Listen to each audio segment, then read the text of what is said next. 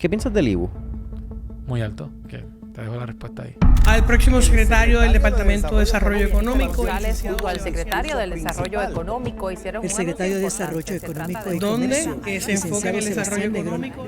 Nosotros no podemos imprimir dinero, pero podemos imprimir talento en Puerto Rico. Nosotros tenemos un talento de clase mundial aquí. Y eso está poniendo a Puerto Rico en el mapa nuevamente. Casi todos los aviones del mundo tienen alguna parte o sistema que han pasado por Puerto Rico en algún momento del proceso de ensamblaje. 5 de las 20 medicinas que más se venden en el mundo las hacemos en Puerto Rico. 90% de los marcapasos los hacemos en Puerto Rico. El mundo entero tiene productos hechos en Puerto Rico. Pero una compañía escoger ir a una isla que está en quiebra es difícil. Si queremos que nuestras compañías puedan crecer más allá del mercado de la isla, hay que ir afuera. Eso es algo que yo quisiera que más gente se sienta que es accesible para ellos. Que exportar no es algo para las grandes solamente. La tasa contributiva en Puerto Rico es muy alta para promover el desarrollo económico. Eso tiene que bajar. Si en algún momento están pensando irse de Puerto Rico o si nos están viendo afuera y quieren volver y no encuentran la oportunidad, mándenme un email y yo les ayudo. Cuando tenemos la oportunidad de estudiar el éxito, algo que vamos a ver en casi todos los casos y de esas historias es que el sueño comienza con uno. Una persona, un cliente, una idea, un momento que cambió la historia de ese negocio desde ese momento hacia adelante. Y de momento, eso empieza a cambiar. Empieza a tener más clientes, más empleados, más responsabilidades, pero sobre todo vas a tener más negocio. Y si hay algo que nos hemos dado cuenta en los más de 300 episodios de Mentores en Línea, es que en Puerto Rico hay miles de negocios que tienen la capacidad de crecer y escalar. Pero muchas veces ese crecimiento va a estar atado y va a depender de tener capital en el momento adecuado. Y es ahí donde entra One Park Financial Puerto Rico, donde te ayudamos a convertir ese potencial en crecimiento real, con acceso a capital basado en los ingresos de tu negocio, desde $5,000 hasta $500,000 de forma ágil, confiable y segura. Porque cuando tienes el capital a tiempo, no solamente aprovechas las temporadas altas, también puedes aprovechar nuevas ideas, nuevas tendencias, nuevas oportunidades de negocio, pero sobre todo vas a poder escalar tu negocio al próximo nivel. Porque cuando los números empiezan a cuadrar, los sueños dejan de ser sueños y se convierten en realidad. One Park Financial Puerto Rico, donde alimentamos tus sueños. Solicita hoy en onepark.pr. Sebastián Negrón, ¿cómo estamos, hermano? Bien, ¿y tú? Oye, hermano, un gusto tenerte aquí en Mentores en Línea. Gracias por la oportunidad. Oye, gracias a ti. En una agenda ajetreada definitivamente como secretario del Departamento de Desarrollo Económico, agradezco que saques el ratito para tener una conversación, yo creo que lo más sensata con Sebastián. Yo creo que mucha gente te ve quizás en cámara, te ven en noticias como esta gran posición y de gran responsabilidad, pero pocas veces tenemos la oportunidad de sentarnos a hablar con el humano, con la persona que está detrás de este gran rol, que también tiene altas y bajas, se levanta en el lado de la cama que no es, que tiene días que son ajetreados y al garete, pero que tiene un rol de frente de servirle al pueblo. Así que yo creo que agradecido por la oportunidad. Gracias por la invitación y gracias por la oportunidad de estar aquí con ustedes. Háblame de Sebastián. ¿Quién era Sebastián antes de ser desarrollo económico, ¿verdad, secretario? Porque yo creo que mucha gente te conoce de ese momento en hacia adelante, pero vienes con un background. Estuviste en Boston. ¿Cómo eras de niño? Yo soy el mayor de 5 hermanos, Anda. que eso ha definido mucha de mi vida para bien. De Diego, de María José, de Quique y de Elena.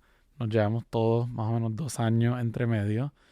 Y antes de, o sea, de más chiquitos, de pelearnos hasta la muerte, ahora somos como que el mejor equipo del mundo entre nosotros 5. Así que eso es como que algo súper... está mucho en el centro de mi crecimiento. Y gracias a Dios he tenido la oportunidad ya después de haber salido de mi casa para la universidad, que pues se quedaron en la casa porque yo soy el mayor, he tenido la oportunidad de vivir con todos en diferentes momentos de mi vida desde entonces. Y eso ha sido una experiencia súper cool en diferentes ciudades. Sebastián yo estudié en la Universidad de Pensilvania, Finanzas y Relaciones Internacionales con un minor en francés. De ahí estaba bien envuelto con diferentes organizaciones, en student government, estaba envuelto en todo lo que es la comunidad latina. Luego me gradué, estuve en Accenture Strategy en New York casi un año hasta que el que entonces es uno de los miembros de la Junta de Supervisión Fiscal, que era profesor en UPenn, con quien yo había escrito una tesis sobre la bancarrota de Puerto Rico, me invita a venir a ser parte de ese equipo y de ahí me mudo a Puerto Rico y de ahí surge esa oportunidad. Y fue ver, ¿verdad?, a Puerto Rico en una de las áreas, en los momentos más difíciles, que fue, o sea, no sabíamos si iba a haber suficiente cash para pagar las obligaciones, para pagar el gobierno, que es algo bien diferente a donde estamos hoy, ¿verdad? Esa experiencia fue bien enriquecedora y de mucho aprendizaje porque fue un momento de ver a Puerto Rico en días bien oscuros, yo diría, y que a veces cansaba, que todo era noticia negativa. Esto, que si las pensiones, que si la bancarrota, esta agencia que no está funcionando. O sea que yo creo que me dio una perspectiva bien interesante que es completamente lo opuesto de lo que yo hago hoy en mi trabajo. Sí, pero fue como una perspectiva pesimista versus ahora Súper que es pesimista. un rol bien Pero optimista. pesimista, pero fue necesario, yo diría, para darme este optimismo que tengo hoy. Luego de eso, pues me fui a hacer una maestría y derecho, maestría en negocio y derecho en la Universidad de Harvard. Fue bien interesante porque derecho lo hice con mi hermano Diego a la misma vez, y él es mucho más inteligente y estudioso que yo, así que él me daba todas sus notas de las clases para prepararnos para los exámenes. Y fueron años súper interesantes porque en el medio estuvo COVID, o sea, fue bien cool estar juntos. En uno de esos veranos de la maestría, tuve la oportunidad de estar en Ciudad de México trabajando en una startup. En mi programa eran 4 años, ¿verdad? Así que en el verano número 2, habían 3 veranos, el verano número 2 me fui a trabajar en Mino, una startup de servicios de tecnología y de recursos humanos que estaba tratando de revolucionar la manera en que México le presta servicio, las empresas, las corporaciones en México le prestan servicio a sus empleados, beneficios de recursos humanos, de cómo apoyar a esos empleados que viven de cheque a cheque, cómo apoyarlos con préstamos a corto plazo Ya. si lo necesitaban. Fue bien interesante. Lo mejor que salió, sin embargo, de ese verano en México es que conocí a la que hoy es mi esposa, Beatriz, que es de Paraguay. La conocí en Ciudad de México gracias a una amiga de la universidad mía que estaba viviendo allí en México.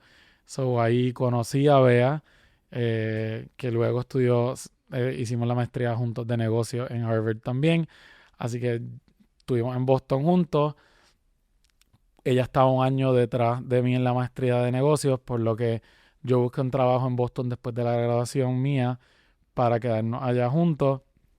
Y estuve en un programa en la ciudad de Boston, trabajando a través de Harvard, trabajando como un fellow en la ciudad de Boston, viendo temas de permiso y de desarrollo económico.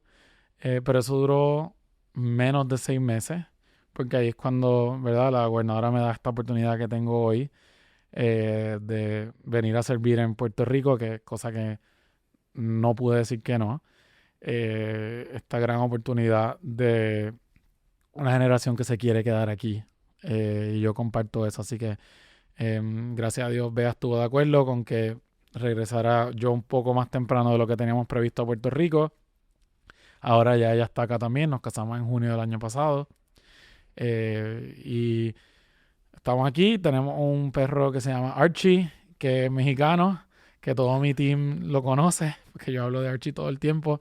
Archie, un corgi, que es mexicano, que vivió en Paraguay y ahora está feliz en Puerto Rico. Vengo de una familia del oeste. Mi papá es de San Sebastián, mi mamá es de Aguadilla. Una familia que mis bisabuelos del lado de mi papá tuvieron un rol en la Asamblea Constitucional de Puerto Rico. Ambos bisabuelos. Así que del lado de mi mamá, mi abuelo fue secretario de Justicia en algún momento, así que el servicio público lo tengo un poquito en las venas. Y mis hermanos, mis papás han sido una bendición en esta vida, mis abuelos, somos una familia muy unida y siempre están envueltos una familia muy unida, estamos muy cercanos, siempre nos estamos buscando, visitando, y eso es un poquito de quién es Sebastián.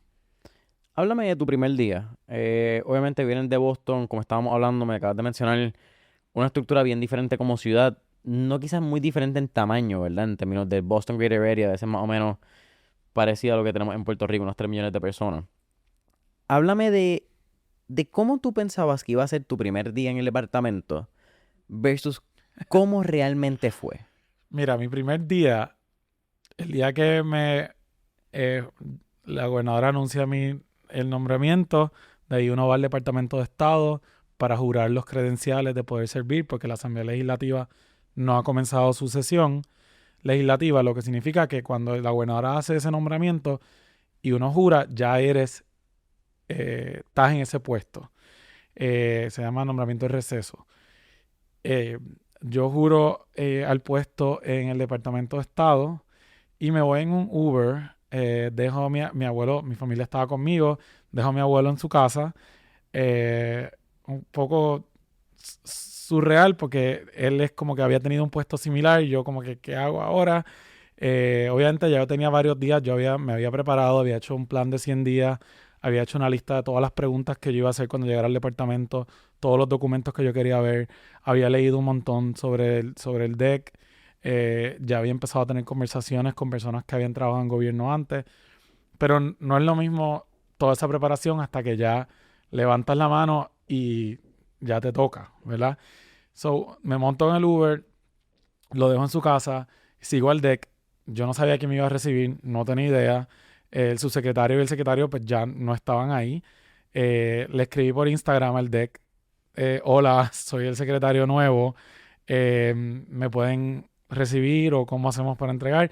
Y rápido me contestaron que me gustó, pues dije, ok, good, proactividad, y había un grupo ahí que estaba esperando a ver si iba a llegar ese día. Yo estaba absolutamente claro que tenía que ir a la oficina el primer día que me nombraran, así que estuve toda la tarde, básicamente toda la noche allí. El secretario anterior me había dejado una carta con algunas palabras bien bonitas. Obviamente él no sabía quién iba a ser el secretario, pero una carta hacia el próximo secretario.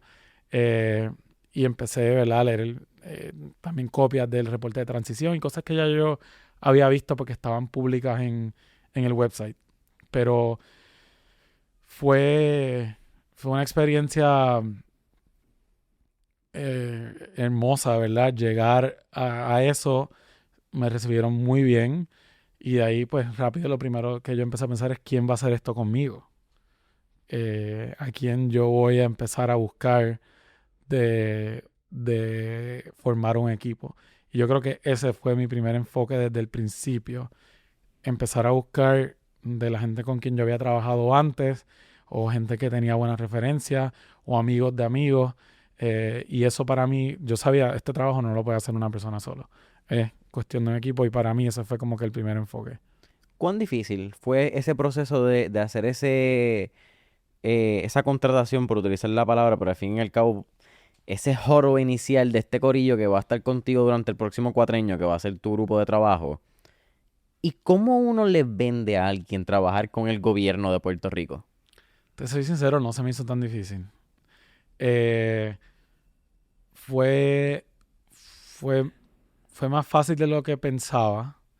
Esas contrataciones iniciales de personas que yo sabía que quizás estarían interesados, pero cuando nos sentamos y yo les hablaba un poco de la visión de lo que teníamos que hacer, del enfoque en que nosotros fuéramos una agencia enfocada en una misión, ¿verdad?, un poco abstracta, pero a la misma vez no, que los jóvenes se queden en Puerto Rico o que los jóvenes puedan regresar. Muchas de las personas que he contratado son de esa age range o comparten esa visión. Así que esa razón de lo que estábamos haciendo no fue difícil para mí explicarlo. sí, obviamente, pues mucha gente, especialmente los que venían del sector privado, cogieron pay cuts para venir a trabajar, pero pues es por servir a Puerto Rico y por esta visión que compartimos. Así que ese primer grupo, muchos me dijeron que sí, y gracias a Dios estamos trabajando juntos hoy. Tuvimos la oportunidad hace unas semanas de compartir una reunión y estar en el deck. Y lo que a mí se me quedó de esa reunión bien marcada, Sebastián, fue el final de la reunión, que es cuando de momento tú dices, eso suena bien lindo, eso suena bien fácil. ¿Cómo lo podemos implementar?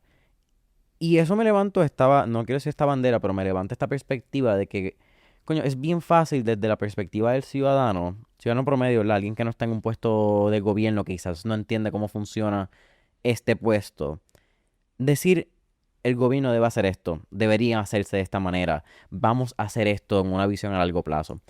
Pero es bien fácil decirlo, no es tan fácil hacerlo. ¿Cómo es ese día a día tuyo, me entiendes? Porque imagino que un día a día con un número hipotético, 300,000 recomendaciones, 300,000 ideas yo tengo una idea de cómo podemos mejorar este servicio, pero bien pocas recomendaciones con proactividad, bien pocas recomendaciones quizás con un plan de acción guiado, con un plan tangible de cómo podemos llevar eso a cabo, de cómo es esa realidad de trabajar mano a mano en el día a día. Mira, en el gobierno, y esto lo veía un poco en oportunidades que he tenido antes, ¿verdad? En Boston y también en la Junta de Supervisión, hay una realidad del gobierno es que pasan muchas cosas, lo que llaman los fuegos, ¿verdad? Así que para mí ha sido un enfoque crear un equipo que pueda atender ambas y dividir las tareas un poco entre lo que es transformacional, lo que va a dejar una huella, lo que es arreglar procesos y sistemas que no requieren tienen una urgencia brutal, todos los que estamos en mi equipo, ¿verdad? Pero no es algo para la próxima media hora. Y también tener un equipo que puede responder a esto es para la próxima media hora, o salió esta entrevista, o nos pidieron esta reunión, o hay que representar al departamento o a la gobernadora. O sea que dividir eso un poco en dos diferentes carriles. El día a día es un balance entre, ¿verdad?, los cambios operacionales que necesita el departamento. Cuando uno piensa en cualquier compañía, uno tiene que enfocarse en que la compañía corra bien, que tenga los procesos, los sistemas, que los empleados estén contentos. Así que a veces, o sea, no podemos perder de perspectiva que para que el departamento sea efectivo, el departamento tiene que operacionalmente funcionar bien, que los procesos funcionen. O sea, y le he invertido mucho tiempo en transformación de tecnología, en cambiar de que no haya muchas plataformas que sean movernos a una, cambiar procesos burocráticos, cortar reglamentos, cancelar reglamentos, derogar de reglamentos, cosas de la operación. Eso uno. Dos es la labor de pensar para dónde va el desarrollo económico, ¿verdad? Tanto de qué industria que vamos a promocionar, debemos estar en semiconductores o no, debemos buscar más pharma, más medical devices o no, a dónde vamos a crecer nuestras exportaciones. Preguntas más macro, pero que se resuelven en el micro, ¿verdad? Porque son todas decisiones. Y lo tercero es cómo, o sea, qué va a ser cómo operacionalizamos eso macro que mencioné, ¿verdad? Las reuniones de junta, yo presido varias juntas por mi rol, la Junta de Invest Puerto Rico, la Junta de la Compañía de Turismo, la Junta de la Administración de Terrenos, la Junta de PRITCO, entre otras cosas. Estoy en la Junta del DMO, es muchísimas juntas, ¿verdad? O sea que yo he creado un equipo que me asesora para estar preparado a esa junta, porque yo esa junta tengo que llegar preparado y hacer las preguntas correctas y revisar la agenda antes. O sea, la junta es un trabajo. Las reuniones que tengo con las compañías nuevas y las existentes para convencerlos de que Puerto Rico es el lugar para invertir. las reuniones que tengo con mi equipo de trabajo para dar seguimiento a algunas cosas, reuniones diarias que yo tengo con un equipo pequeño que siempre estamos al tanto, muchas reuniones intergubernamentales con otras agencias, con la gobernadora.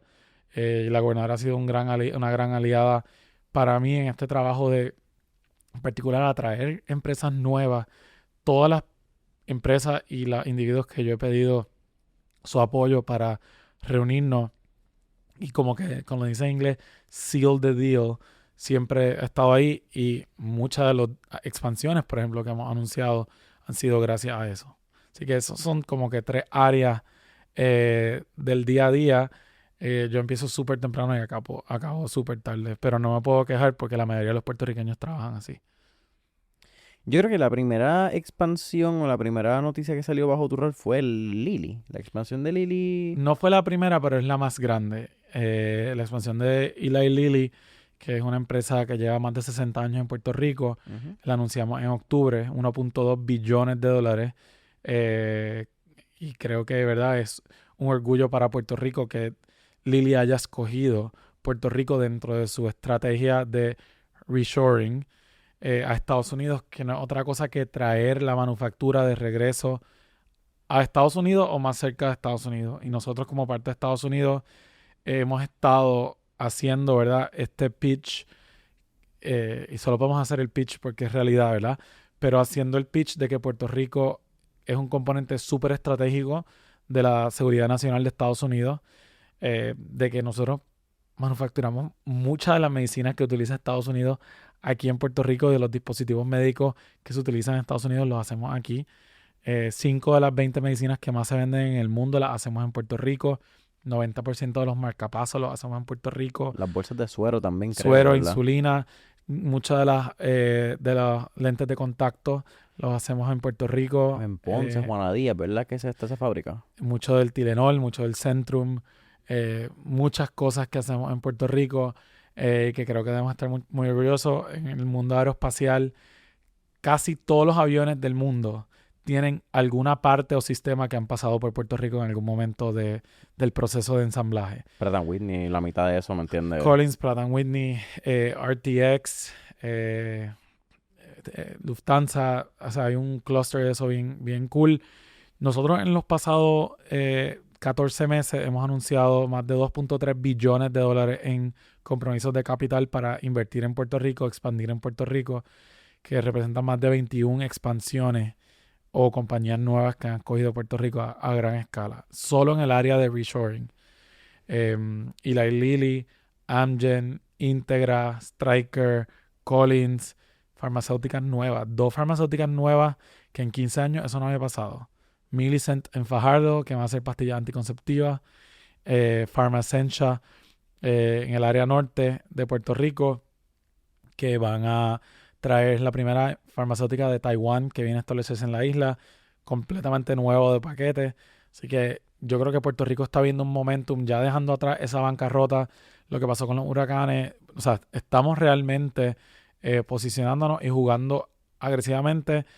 Los que nos están escuchando pueden estar seguros de que tienen un equipo en el deck súper competitivo, de ganarle a todos los otros estados y todos los otros países, a Costa Rica, a República Dominicana. O sea, no hay deal que nosotros hasta el final de la negociación no estemos ahí luchando para que Puerto Rico se lo gane. ¿Cómo es el proceso? Porque no podemos tampoco tapar el sol con una mano. Puerto Rico tiene un problema energético, un problema, ¿verdad?, que también está fuera de tu rol de Departamento de Desarrollo Económico, para dejarlo claro. Y creo que todo el puertorriqueño está descontento, porque no quiere decir que esté infeliz, pero está descontento con un servicio, con un costo, algo en la cadena de energía eléctrica que no funciona en Puerto Rico, por no simplemente hacer un pinpoint de una sola cosa. ¿Cómo es eso desde el punto de vista de la venta para estas compañías, desde la perspectiva del Departamento de Desarrollo Económico? Porque la mayoría de los otros estados, ¿verdad?, desconozco, ¿verdad?, cuáles son esas subastas, así que tampoco me quiero ir en un República Dominicana, Costa Rica, Arkansas, Florida. No tengo ese pinpoint exacto. Pero la mayoría de estos países o estados no tienen estos flujos energéticos, no tienen estas realidades, para llamarlo de esa manera.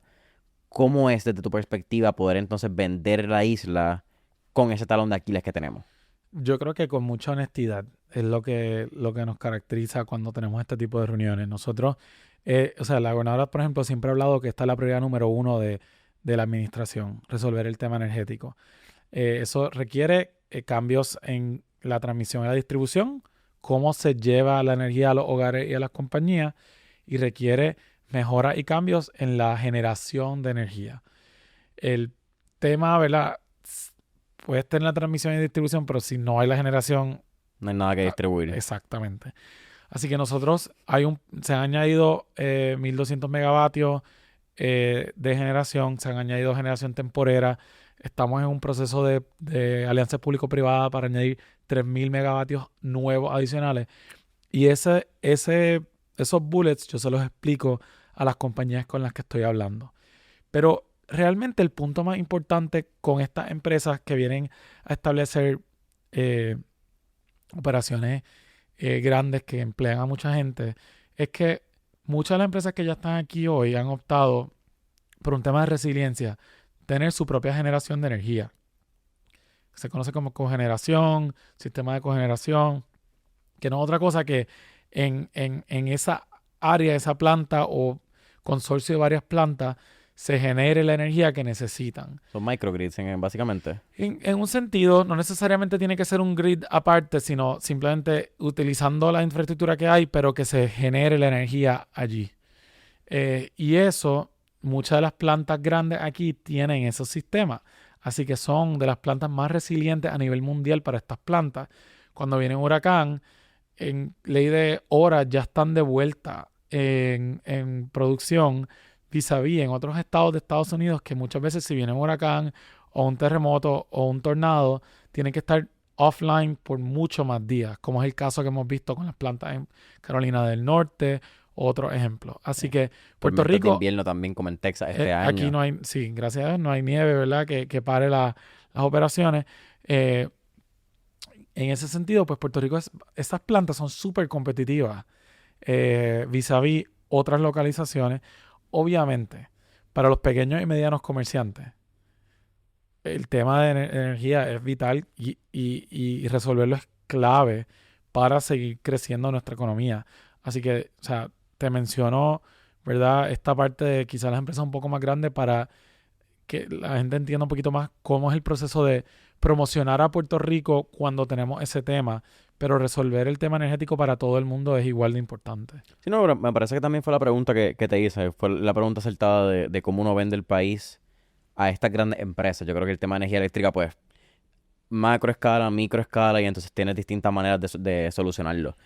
Pero me parece bien interesante porque cuando lo llevas al micro, yo creo que también el tema de energía sí es central para todo y es un tema central, como tú dices, para el pequeño y mediano comerciante. También creo que se ha extrapolado un poco la conversación a unos temas que no necesariamente se ha tenido que llevar la conversación, sea por el alza de Luma. Creo que también entonces la conversación se ha convertido bien controversial reciente, como que, pues, no sabes de finanzas, tu negocio no debería estar a la merced de... ¿Cuánto fue el último aumento de Luma que quería hacer? 15%, 20% creo que era. Yo creo que también la contestación es acertada simplemente para dejar los niveles de cómo uno lo vende. Háblame del nearshoring, de esa estrategia de atraerlo, porque si es una estrategia económica que yo creo que hace bien popular el presidente Trump, aranceles, estrategias de guerras económicas, por llamarlo desde un punto de vista político. Pero la atracción de sean microchips, sean componentes de carros, sea la manufactura y la estructura, el montaje de carros, ya era un tema que se venía viendo mucho en México, si no me equivoco, con Ford, que hacía las Bronco, la empezó a hacer allá. ¿Cómo ha sido entonces atraer eso otra vez a Puerto Rico, sabiendo que la 936 era un tema básicamente que esa era la fibra más pura de la 936, era el nearshoring? ¿Cómo ha sido volverlo a traer, 20 años después desde que salió la última compañía, la 936? El phase out acabó a mediados de los 2000. 2005, 2006 fue la última. Pero ahí, ¿verdad? El punto es cómo nosotros buscamos una estrategia y la implementamos, porque no solo hacer la estrategia, es implementarla. Que se asegure de que nosotros no estemos a la merced de una firma o una ley solamente, por ejemplo, que fue lo de poner y quitar las 936.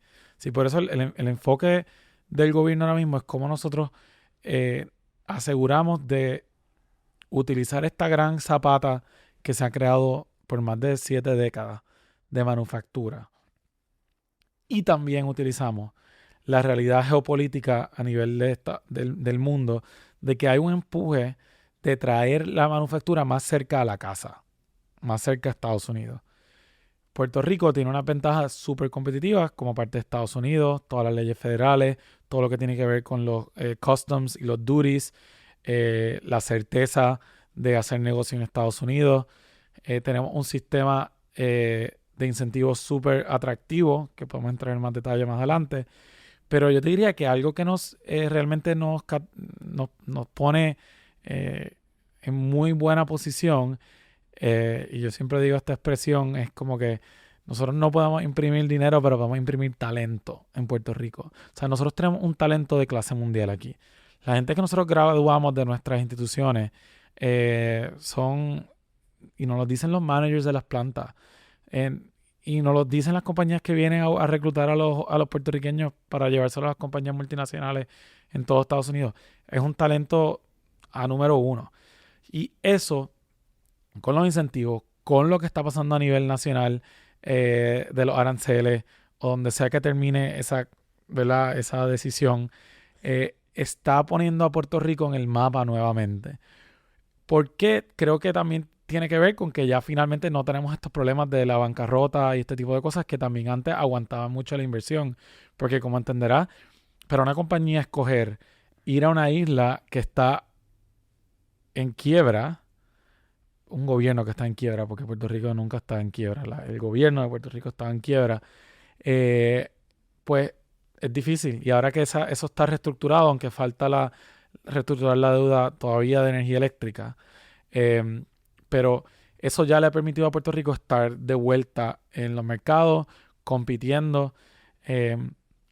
Esa decisión requiere muchas conversaciones a nivel de las compañías, de las personas que toman las decisiones con las compañías, y se toman decisiones que son multianuales. O sea, estas inversiones es porque no es que van a invertir hoy y mañana quizás se van. Aterrizan la viabilidad económica de estas plantas y de estas compañías en Puerto Rico por los próximos 10, 15, 20 años. Cuando pensamos en qué se manufactura, pues es todo. Es todo lo que se manufactura que quizás dice Made in China o dice Made en otro país. Es tratar en la mayor manera posible traerlo a Estados Unidos, incluyendo Puerto Rico. Los suplidores también, de un punto de vista de seguridad nacional, es importante tenerlo más cerca. Y lo vimos con las disrupciones de cadena de suministro durante COVID. Así que eso, o sea, es una cosa que nosotros estamos asegurándonos de que Puerto Rico tenga un rol estratégico y único ahí. Traer los suplidores también es una manera de catapultar y cementar ese esfuerzo de reshoring, porque no solo traemos las compañías, creamos un ecosistema alrededor de los proveedores de servicios, los proveedores de materia prima.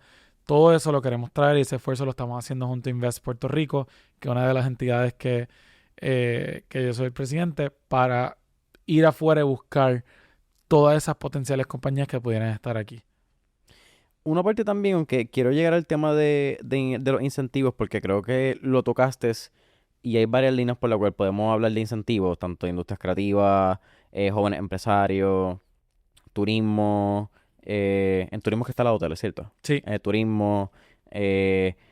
Podemos hablar de la Ley 60 también, ¿verdad? Porque aplica para puertorriqueños que llevan fuera de Puerto Rico más de 10 años, si no me equivoco, es como que ese caveat que tiene esa ley. Pero vamos a hablar de exportación. Yo creo que el tema de exportación en Puerto Rico siempre ha sido un tema bien particular. Yo lo he hablado mucho en el podcast porque creo que hay unos retos y eso es parte de lo que quiero hablar. Pero yo creo que la mentalidad de exportar tampoco está tan presente en el puertorriqueño. Muchas veces pensamos en pequeños negocios, mirando pequeños y medianos. Ya verla cuando entra una corporación como Lilly, que tienen otros componentes, es bien fácil pensar en exportación. Pero el pequeño y mediano comerciante a veces piensa en crecer su negocio y cubrir un 100 por 35. Lo vendí desde Fajardo hasta Mayagüez, lo vendí desde Arecibo a Ponce, ¿verdad? Esa es la 10, es la que corre esa ruta. Pero yo puedo vender mi producto fuera de Puerto Rico. Y yo creo que por lo menos no quiero decir el desarrollo económico del departamento, yo creo que tu departamento de desarrollo económico, para hablar desde el tiempo que tú llevas trabajándolo, ha sido bien, ¿cuál sería la palabra? Bien enfático en promover tanto las misiones comerciales como la exportación de estos productos. Las misiones, pues, obviamente, una manera de showcase estos productos para poder exportarlos. Háblame de esa tesis, de por qué tú crees tanto en la exportación de servicios y productos, y qué puede representar para Puerto Rico esa exportación. En el departamento, ¿verdad? Hay muchas herramientas para adelantar el desarrollo económico. Una de estos es exportaciones, ¿verdad? Otra es traer inversión a Puerto Rico para crecer nuestra economía, eventualmente crecer las exportaciones. Otra es la facilidad de hacer negocio, que es otro tema súper importante. Todo el tema de permisos, simplificar la vida de los comercios, sea pequeño, mediano o grande. Y todo lo que es las trabas burocráticas innecesarias que a veces el gobierno año tras año, ¿verdad? Sobre los años le ha puesto a los comerciantes y a la gente que quiere progresar. Hay muchas áreas. Pero un área que es bien importante que estemos mirando activamente son las exportaciones. ¿Por qué? Porque como tú bien mencionas, en una isla 100 por 35, si queremos que nuestras compañías puedan crecer más allá del mercado de la isla, hay que ir afuera. Y creo que eso es algo que yo quisiera que más gente se sienta que es accesible para ellos. Que exportar no es algo para las grandes solamente, sino que todo el que quiera exportar y se prepare para hacerlo, nosotros tenemos unas herramientas para apoyarle. Antes de entrar en alguna de las herramientas, vamos a dar un poquito de contexto que para mí siempre es eye-opening hablarle de esto, porque la mayoría de la gente piensa que nosotros importamos más que exportamos. Importamos más comida de la que exportamos. Pero en general, cuando uno mira las exportaciones y las importaciones de Puerto Rico exporta más de lo que importamos. Nosotros exportamos, este último año calendario 2025, exportamos 62.4 billones de dólares, que es 4 veces lo que exporta República Dominicana. A veces comparamos a República Dominicana y ellos están haciendo unas cosas súper bien, pero creo que también tenemos que tener en perspectiva dónde está Puerto Rico. 62.4 billones de dólares. E importamos 7 billones menos que eso. Así que importamos alrededor de 55 billones de dólares. Este año 2024, comparado al 2025, las exportaciones crecieron más rápido o crecieron más que lo que crecieron las importaciones. Las importaciones crecieron menos de 1% y las exportaciones crecieron casi 4%. O sea que la exportación creció más que la importación, por lo que esa balanza comercial o el superávit comercial, como se conoce, este año 2025 fue 7 billones de dólares. El superávit comercial creció 30% en 2025 comparado a 2024. Y eso es muy positivo para la economía de Puerto Rico. ¿Cómo se dividen estas exportaciones? 68% de lo que exportamos son medicinas. 9% son dispositivos médicos.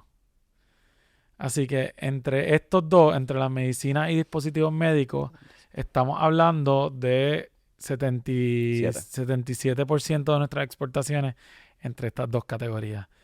El mundo entero tiene productos hechos en Puerto Rico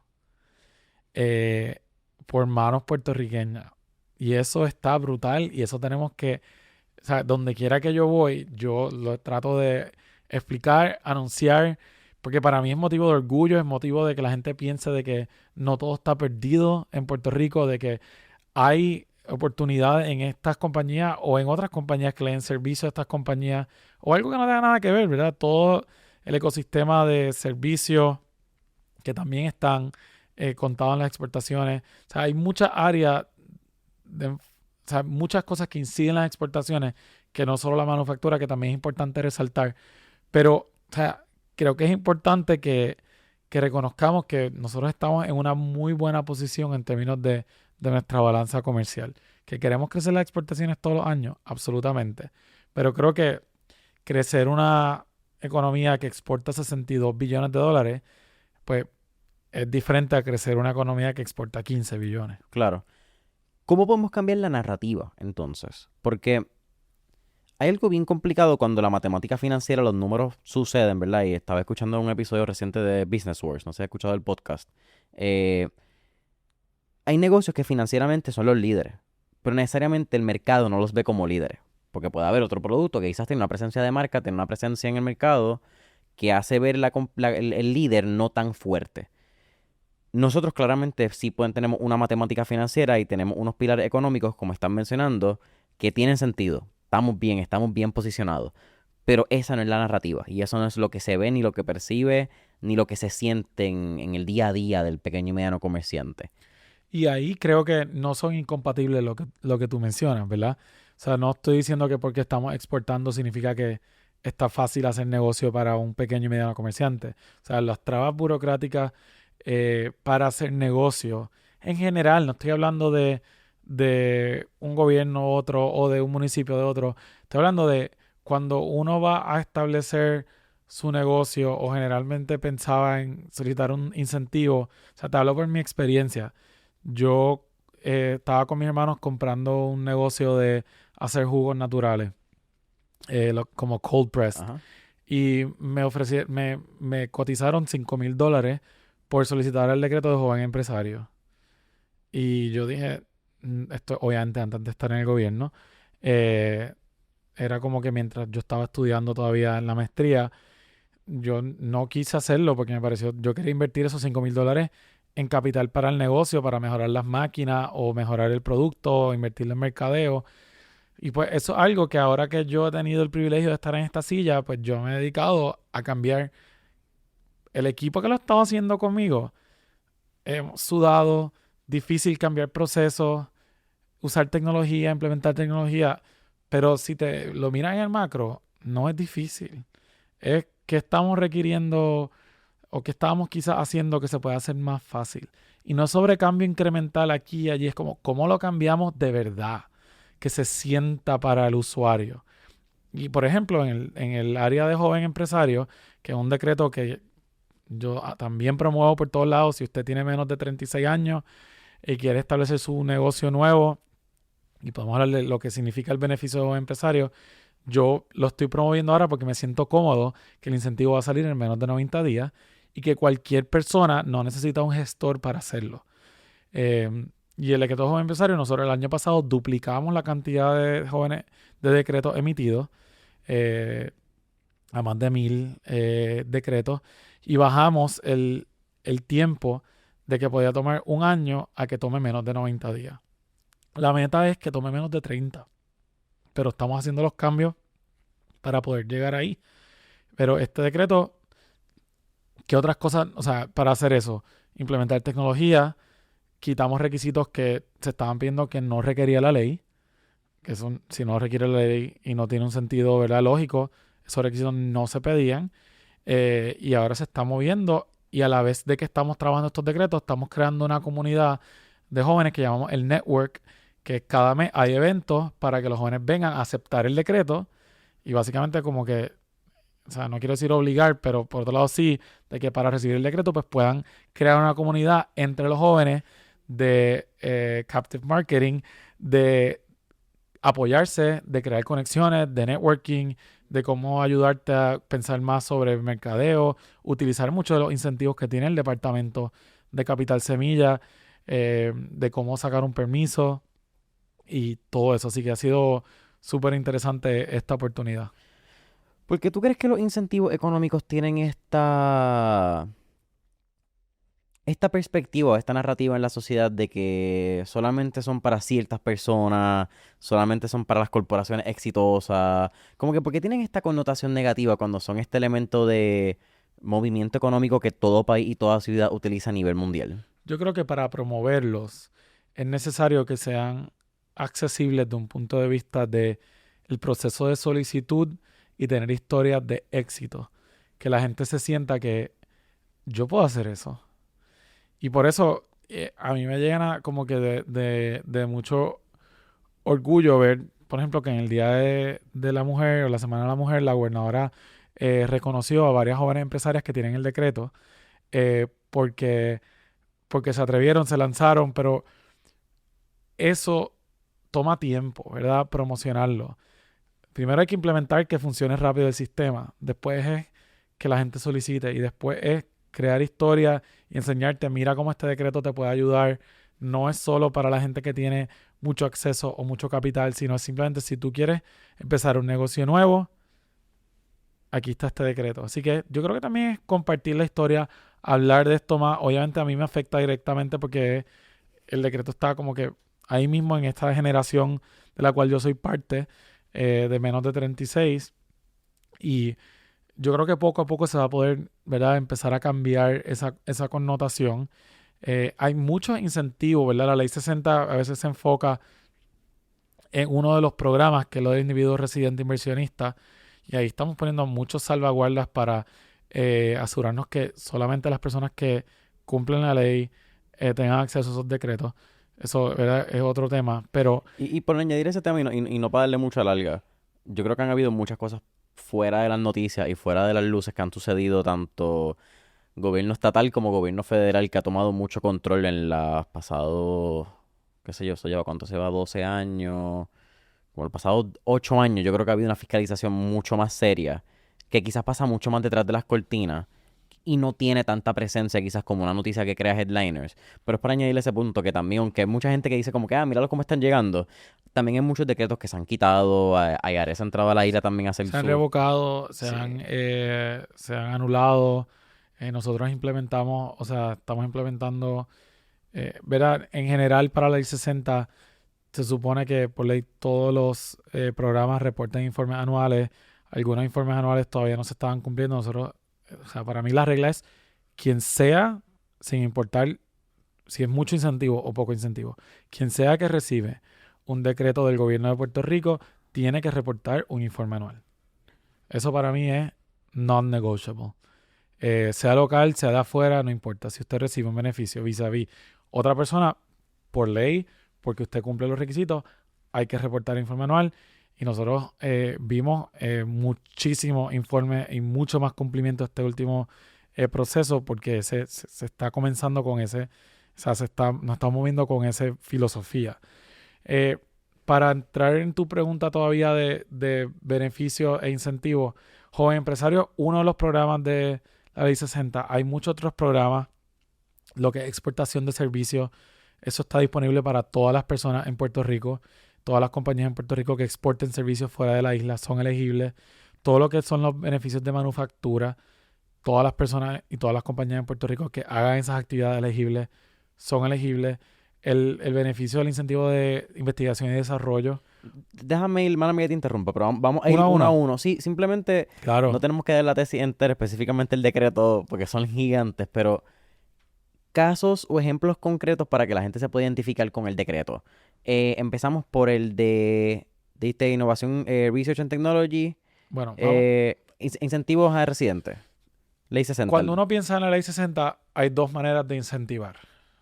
Una manera es dar tasas contributivas a niveles más bajos comparadas a la tasa general porque sea una actividad elegible.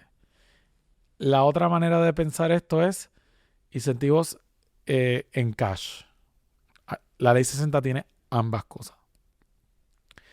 Los incentivos que son tasas contributivas preferenciales, un ejemplo es jóvenes empresarios. Si usted tiene o sea, si usted menor de 36, una empresa nueva, por 3 años hay un beneficio de no pagar contribuciones sobre los primeros $500,000 en ingresos netos. Eso es una tasa contributiva preferencial. Otra tasa contributiva preferencial es actividad de manufactura. Actividad de manufactura tienen una tasa contributiva corporativa de 4%. En algunos casos, si es una manufactura súper específica, puede bajar aún más. Pero ese es el beneficio contributivo para los que hagan actividad de manufactura, sea multinacional o sea local, la empresa, eso no importa, ¿verdad? Exportación de servicios, 4% de tasa contributiva preferencial por actividades que sean de exportar servicios fuera de Puerto Rico. Actividades de investigación y desarrollo es un 50% de crédito contributivo por los gastos elegibles de investigación y desarrollo. Ahí ese está como que en el medio de, ¿verdad?, beneficios en cash, porque un crédito contributivo, técnicamente, ¿verdad?, tú lo puedes recibir. Ahí también están las actividades turísticas. Actividades turísticas tienen una tasa preferencial, pero también algunas actividades pueden recibir hasta un 40% de crédito sobre la inversión. Ahí entran hoteles. Hoteles y ese tipo de actividades de desarrollo turístico. ¿Qué otros? Por ejemplo, las zonas de oportunidad, que nosotros también le estamos dando mucho enfoque. A nivel local, ¿verdad? A nivel federal, las zonas de oportunidad, Opportunity Zones, tienen unos beneficios contributivos federales. En Puerto Rico hay un crédito de 25% de la inversión para mejorar un edificio, una planta, un área que está cerrada. Y hasta el final de este año calendario, casi el 99% de la isla es elegible. Así que yo estoy promocionando a todo el que nos esté escuchando que quiera mejorar un área que sea elegible. En los mapas del censo federal se puede ver quién es elegible y quién no, pero el 99% de la isla lo es, casi el 99%. Usted puede recibir hasta un 25% del crédito contributivo por esas mejoras, y muchas áreas en Puerto Rico necesitan, ¿verdad? Los cascos urbanos necesitan esa inversión para crear la vivienda para nuestros jóvenes que queremos que se queden aquí. Así que ahí hay un área que nosotros estamos dando también mucha agilización para que se mueva rápido la evaluación de eso. Todo lo que son, ¿verdad?, otras áreas que quizás no se conocen mucho en lo que tiene que ver con cash, ¿verdad?, incentivos financieros. Nosotros, la Ley 60 provee para incentivar la compra de maquinaria y equipo. Hasta un 30% de las inversiones de maquinaria y equipo son elegibles para un reembolso. También las inversiones en infraestructura para una compañía podrían ser elegibles. También la contratación de personal podría ser elegible para incentivos a nivel estatal a través de la Ley 60 o incentivos a través de la Ley WIOA federal, de una ley que promueve el adiestramiento y el desarrollo laboral. Así que hay unos incentivos ahí. Además, tenemos incentivos de capital semilla para empresas existentes hasta $35,000 y empresas nuevas hasta $15,000. Así que ahí hay dos áreas también de incentivos. Hay incentivos para actividades de mercadeo, hay incentivos para transportación, para promocionar en el exterior, entre muchas otras cosas. Y mencionaste las industrias creativas, que es otra área que también combina un poco de estos dos lados, ¿verdad? Todos aquellos que estén en las industrias creativas, muchos podrían ser elegibles para decretos de joven empresario. Muchas de las actividades de industrias creativas son actividades de exportación de servicios. Nosotros hemos visto que hay casi más de 300 decretos de exportación de servicios que tienen algo que ver con industrias creativas. También podrían ser actividades de manufactura en algunos casos. Y también los decretos contributivos de fílmicos permiten unas tasas contributivas preferenciales para eso.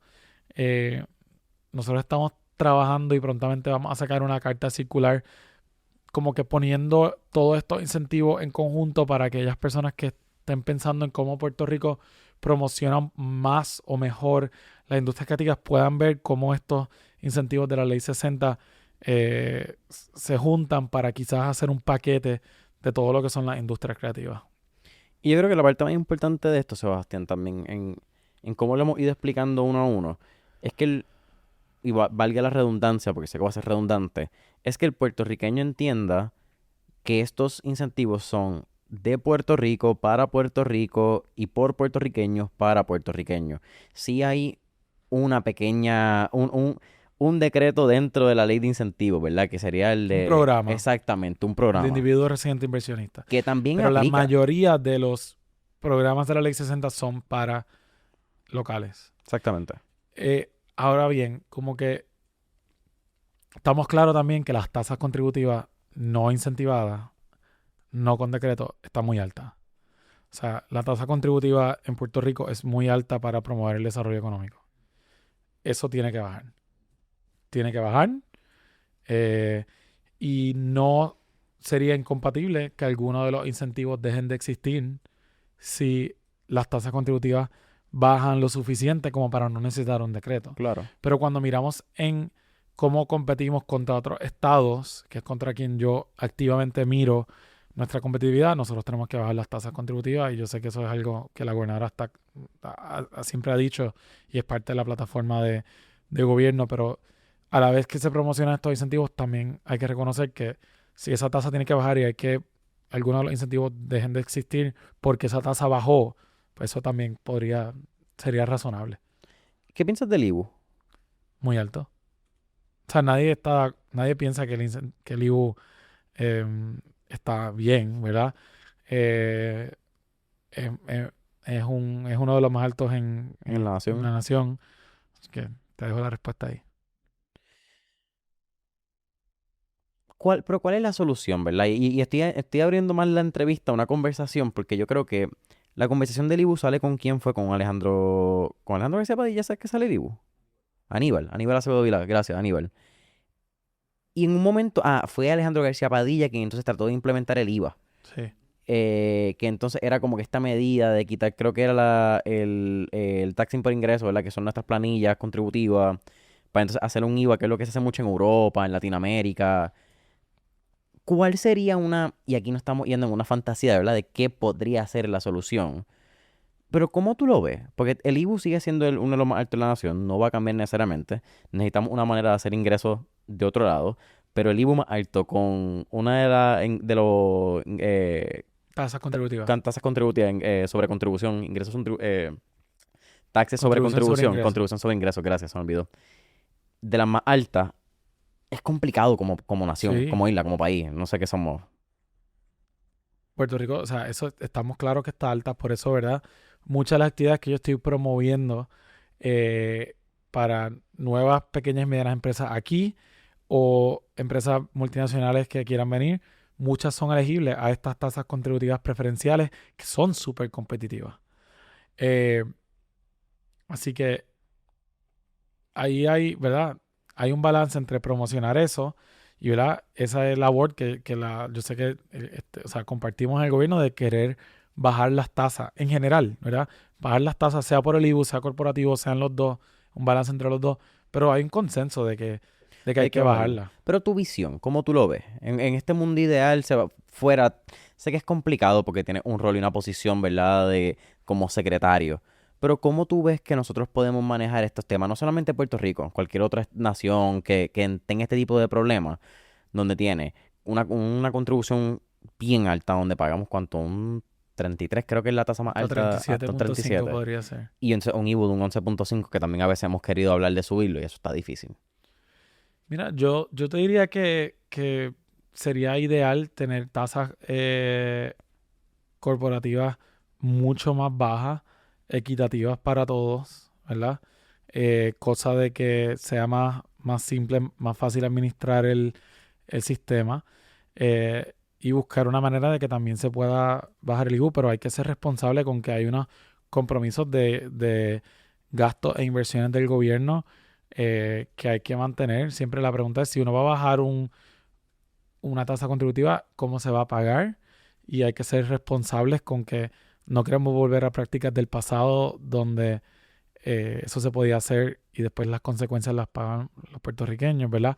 Pero sería un mundo donde las tasas contributivas sean bajas, las tasas de los individuos también sean bajas, porque eso es competitividad y también incentiva que la gente quiera venir aquí, que quizás pueda venir aquí a un salario un poco más bajito que lo que sería en North Carolina o en New York o en New Jersey, pero si la tasa es bajita y hay un balance, y también creo que tener esas tasas bajitas prepara a Puerto Rico eventualmente para la estadidad, ¿verdad? Que es el ideal que yo creo que es lo correcto para la isla y que es la plataforma de la ley del gobierno. Así que yo creo que eso también prepara a Puerto Rico para el día en que eso pase, porque entonces si hay que incurrir en impuestos federales, pues ya Puerto Rico va a tener una tasa más baja, porque pagar impuestos federales y impuestos, ¿verdad? Con las tasas que están hoy sería bien difícil. ¿Cómo tú miras? Yo creo que uno de los problemas más particulares que tiene Puerto Rico, no problemas, situaciones, porque creo que a veces le ponemos el título de problemas a muchas cosas que son situaciones y no problemas. Eh, pero nuestra competencia dentro de un mapa geopolítico bien particular en donde nos encontramos, porque no somos ni una ni somos el otro, donde nos comparamos mucho económicamente, GDP, crecimiento económico con Latinoamérica. Sin embargo, formamos parte de una economía norteamericana donde nuestro costo, nuestro estilo de vida, nuestros ingresos los comparamos con Estados Unidos, pero realidades sociales y de comportamiento son más de Latinoamérica. Y comparamos mucho del comportamiento de Latinoamérica y el crecimiento y el desarrollo de estos países latinoamericanos. La narrativa es, si México lo pudo hacer, ¿por qué nosotros no lo hacemos? Tienen unas facilidades de gobierno, de negociación, pero ¿cómo tú ves que nosotros podemos, o no necesariamente cómo podemos competir, no sé por dónde va a ir la pregunta, pero no sé cómo necesariamente nosotros podemos hacer negociaciones quizás con otros países? Obviamente tenemos una ley Jones, pero es que no sé por dónde va la pregunta. Pero ¿cómo tú miras entonces ese... Deja matarla, a ver por dónde voy. Si O sea tú que no te- sabes por dónde No, va la no, no, no, pregunta, no sé, si yo no sé por dónde va la pregunta, no yo sabemos no por te dónde va la puedo respuesta. contestar. Pero creo que sí. Creo que me entiendes. Es que más que una pregunta, creo que es como que tratar de entender esta narrativa y Mira, estas si tú polémicas. miras a Puerto Rico comparado a los países de Latinoamérica, Puerto Rico tiene el GDP per cápita más alto de todos los países de Latinoamérica. Comparado con los países de Latinoamérica, ¿verdad? Em, si lo comparas con Estados Unidos, entre todos los estados tenemos el GDP per cápita más bajito. Eso yo lo veo como, ¿verdad?, una oportunidad única de nosotros competir con los otros estados para mejorar la calidad de vida de nuestros puertorriqueños, buscar que más gente se mueva acá de regreso y que hay espacio de crecer. O sea, que nosotros podemos crecer. No estamos hablando como que si somos el estado de GDP número 1, pues contra quién estás compitiendo para crecer, ¿verdad? O sea, yo siento que hay una oportunidad ahí de competir e impulsar, y GDP per cápita no es que es la única manera de mirar crecimiento económico y si las cosas están bien, ¿verdad? Es un solo indicador. Pero creo que te dice un poco de la oportunidad que hay. Y obviamente hay unas cosas, la disparidad de que Puerto Rico tiene en términos de fondos federales, en términos de tener las mismas, ¿verdad?, el acceso al voto, todas esas cosas inciden en que nosotros seamos esa jurisdicción comparada con los demás estados. Pero a nivel, si lo comparas con Latinoamérica, también te dice que nosotros tenemos una infraestructura y tenemos unos andamiajes que es súper competitivo, que ha funcionado y que estamos, o sea, mucho más adelantados que muchas de estas otras jurisdicciones que sí están creciendo y creciendo mucho, pero creciendo mucho desde una base mucho menor. En algunos casos es más fácil negociar que una compañía venga porque no tienen que cumplir con leyes federales, con minimum wage, con reglas de construcción, códigos de construcción. O sea, hay unas diferencias que yo creo que a nosotros nos conviene mucho tener esas reglas de construcción, ese código de construcción, esos mínimos federales, esas protecciones de ley que protegen a nuestros empleados. Así que nuestra competencia es más sofisticada y a veces requiere un poco más de trabajo, pero yo te diría que las ventajas de Puerto Rico de ser parte de Estados Unidos son mucho mayor que lo que esa flexibilidad, como tú mencionas, que tienen otros países hoy, les permite. No sé si eso contesta tu pregunta hipotética. Pero Sí, exacto. No, pero espérate, qué interesante nos porque... entendimos. Exacto, nos entendimos mejor de lo que pensábamos porque para yo no saber mi pregunta, tu contestación estuvo bastante bien y Ok, bastante acertada. No, yo creo que eso, porque yo creo que esa narrativa que hay de Latinoamérica, quizás que en los pasados años el puertorriqueño empezó a descubrir que podíamos ir a otros países que siempre habíamos podido, pero que ahora nos interesó en los pasados, quiero decir, 6 años después de COVID, donde de momento toda Latinoamérica fue bien barato y el puertorriqueño dijo, mira, podemos ir a otro Allá lugar vamos. que no es Nueva York y no es Disney. Entonces nos ponen esta perspectiva como que el mundo. que no es nada más que el mundo, simplemente que no lo habíamos visto como puertorriqueño y empezamos a comparar. Pero yo creo que esa matemática que tú acabas de dar, ¿me entiendes? Los datos y la matemática financiera de que nuestro GDP es mejor que el de Latinoamérica, pero estamos abajo, y cuáles son las oportunidades, ¿verdad? Hacer un SWOT análisis completo de, ok, si estas son nuestras ventajas, si estas son nuestras competencias, si aquí ellos nos ganan, pero aquí es donde nosotros competimos y no competimos en el mismo rango, que no son mutuamente excluyentes. Y si todo estuviera perfecto en Puerto Rico y no hubiese espacio para crecer, pues quizás yo no estaría tan optimista como estoy, ¿verdad? O sea, nosotros tenemos muchas oportunidades, muchos activos de la isla que no se han usado todavía. Tú mira el puerto de Ponce, mira Russell Roads, mira el puerto de Mayagüez. O sea, hay muchas cosas que le toca, ¿verdad? La gobernadora nos ha estado, a nosotros en el gobierno, nos tiene súper enfocado en poner estos activos a usar. Eh, y yo creo que hay una oportunidad tremenda de empezar a usar estos activos, empezar a usar las zonas libres de comercio, promocionarlas, invertir en ellas. Nosotros tenemos unos, ¿verdad? Como parte de la ley federal, todas las Free Trade Zones, Puerto Rico tiene la zona libre de comercio más grande de Estados Unidos a nivel, o sea, en inglés es non-contiguous. No, o sea, no es que está en un solo lugar, sino que todas las zonas libres de comercio que tenemos, si las une, hace la más grande de Estados Unidos. ¿Y qué tú puedes hacer en una zona de comercio? Tú puedes traer productos de afuera, mejorarlos, manufacturar, añadir valor, sacarlos de Puerto Rico / Estados Unidos y no pagar aranceles. O sea, entonces nosotros tenemos que pensar, y es made in the USA. O sea, que nosotros tenemos que pensar cómo nosotros podemos quizás arreglar el puerto de Mayagüez para hacer algún deal con República Dominicana, donde quizás empiezan la manufactura allí, la traen aquí, la mejoramos, le ponemos el sello Made in the USA, pero no tiene que pagar arancel, porque entró a la zona libre de comercio y se fue de la zona libre de comercio. O sea, ese es el tipo de... pensamiento y estrategia, pensamiento crítico detrás de las estrategias que debemos tener. Mira, ya nos estamos contestando estamos de acuerdo. Ese es el Genial, punto. genial. Ese es el punto. Y no es un pensamiento tan alejado que han tenido otros países en desarrollo de la Y economía. Puerto Rico ha pensado esto antes. O sea, no es como que Sí, sí. descubrimos Entonces, América. volvemos a terminar en la historia de siempre de cómo podemos terminar siendo Taiwán, pero es Taiwán o Singapur. Singapur.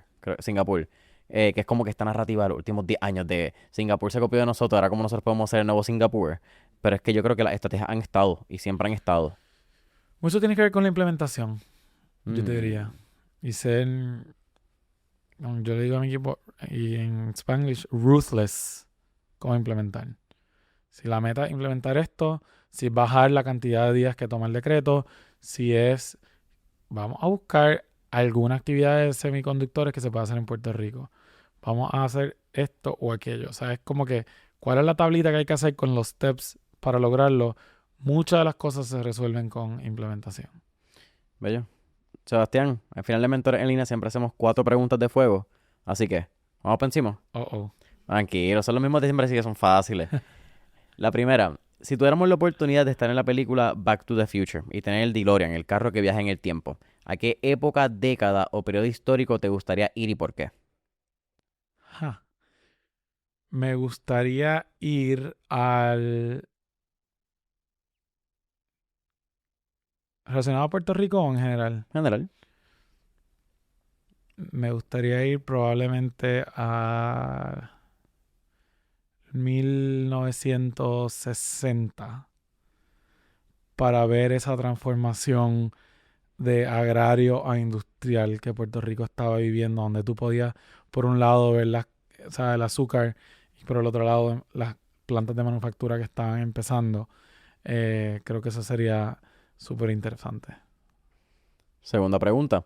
Tenemos un playlist en Spotify que se llama Mentores en Línea, el playlist, donde están todas las canciones que motivan y pompean a nuestros invitados.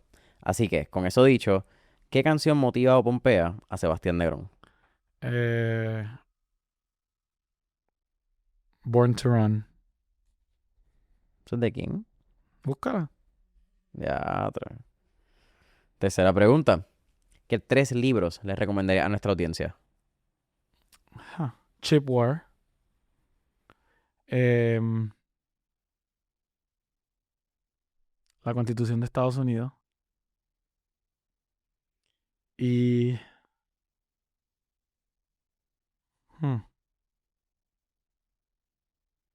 El otro que tengo en mi escritorio, Macroeconomics. Sebastián, ¿cuál es tu última pregunta? ¿Cuál sería tu último tip o recomendación para nuestra audiencia?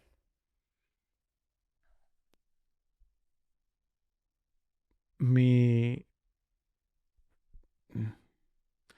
Si en algún momento están pensando irse de Puerto Rico, o si nos están viendo afuera y quieren volver y no encuentran la oportunidad, o ese trabajo, o a qué hacerlo, mándenme un email y yo les ayudo. Obviamente con la ayuda de mi equipo. sebastian.negron@dds.pr.gov. Hay muchas más oportunidades de lo que uno piensa. Y en particular para los jóvenes que están indecisos entre giving up or not, o si sería muy complicado, let's find a way. Sebastián, un gusto. Gracias. Gracias por la oportunidad. No era la primera vez que nos conocíamos, había tenido el privilegio de hablar contigo y conocerte previamente.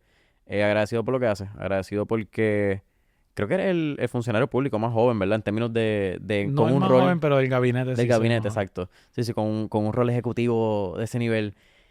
Agradecido porque poner la bandera de nuestra generación.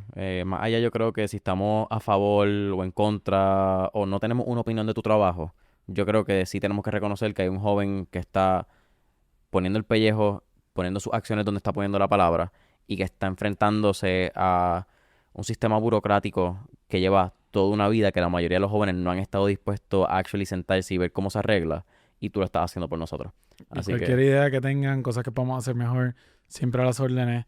Gracias a ti por esta oportunidad y por entrevistar a gente, ¿verdad? En particular en mi caso, gente que queremos que Puerto Rico eche para adelante.